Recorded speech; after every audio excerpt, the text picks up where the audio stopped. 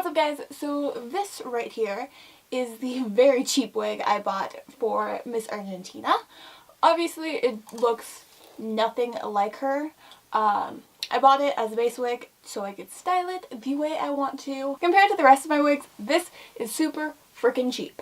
This was like 10 or 12 bucks on Amazon and it's actually a lot better quality than I was expecting. While it is like really thin, you can't really see any wefts, which is a big shock to me because whenever there's a $10 wig, I get scared. But I'm actually really impressed. And this is heat resistant hair, which makes me really happy because I don't have to do rollers and steam it or dip it in hot water. I can just use a regular curling iron. So I'm really happy about that. So let's try and style this thing. Okie dokie, so to begin, I'm just sectioning off the bangs and a little bit of hair from both sides that will later be the framing pieces, and I'm just clipping that off so it stays separate from everything else and makes it easier on me.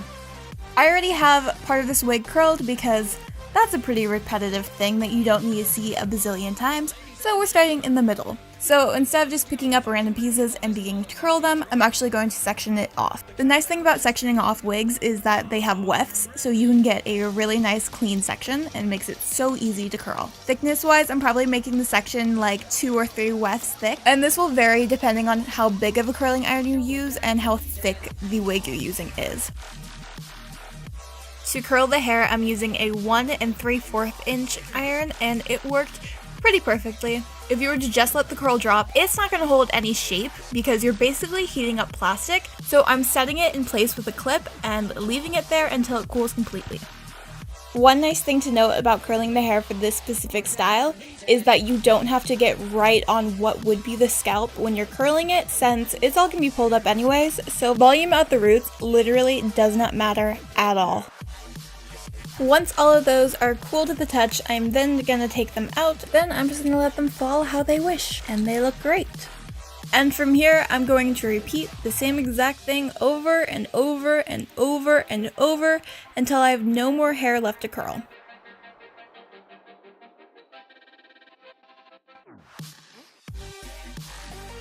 So quick review, I'm sectioning off a part. I'm using the wefts as guidelines for that. Each piece I curl is probably 1 inch to 1.5 inches wide. Once they're curled, I'm not letting them drop, but instead I'm clipping them into place until they cool, and once they're all cool, I take them out.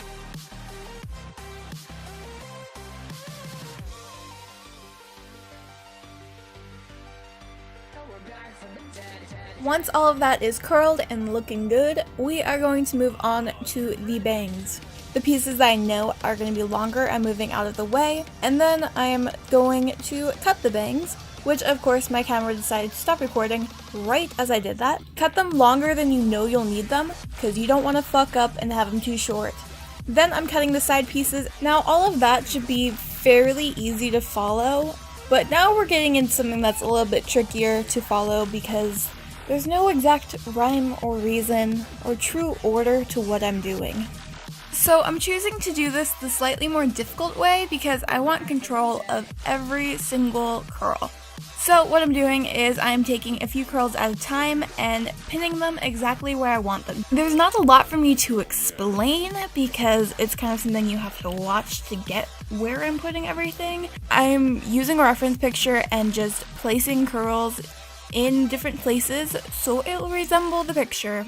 That's all I can really say about it. If you're not totally confident in your placement of curls, you could always put it all into a high ponytail first and then pin all of the curls from that. That way you have a stable base and it's a little bit easier to shape that way. However, you don't have as much freedom. On places where you need a little bit of extra security, but you don't want to stick a bobby pin in there because it'll just make it really flat, use hairpins. They're a lifesaver. Just a warning, this does use a ton of bobby pins and a few hairpins, but it's totally worth it. So I left the front curls for last because I wanted to place them in a way that would make it look like a natural hairline rather than seeing a blatant wig cap. So when I'm pulling them up, I'm doing so loosely so it covers the cap. Lastly, I'm just adding a few extra bobby pins and hairpins just to further secure everything. Then, once I'm happy with where all of the curls are, I'm going to hairspray the ever-living shit out of it. If you're using a really strong hairspray, then it's basically set in place. You're not gonna have to worry about anything moving. And while that hairspray is drying, I'm just taking some time and quickly defrizzing some of the curls at the front just to make it look a little bit cleaner. Once the hairspray was dry, I popped the wig on my head and started trimming up the bangs.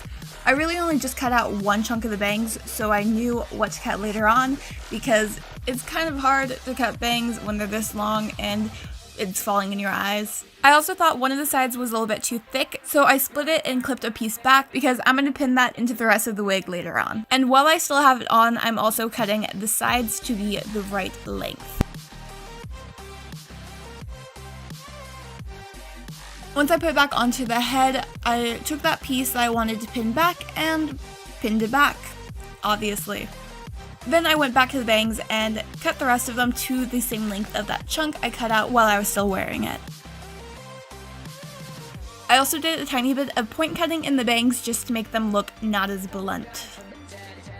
And then lastly, I just had to curl those side pieces.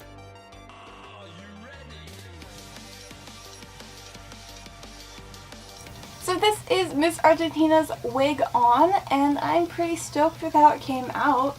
This is the first time doing anything so complex for me, and I am not a hair person, so I'm really happy. I'm pleased. Anyways, if you want to see the makeup look to go along with this wig, then stay tuned for tomorrow, because tomorrow is the Miss Argentina makeup. I'm really excited for it. It's gonna be sick. You should definitely subscribe so you don't miss it. And I will see you guys next time. Later!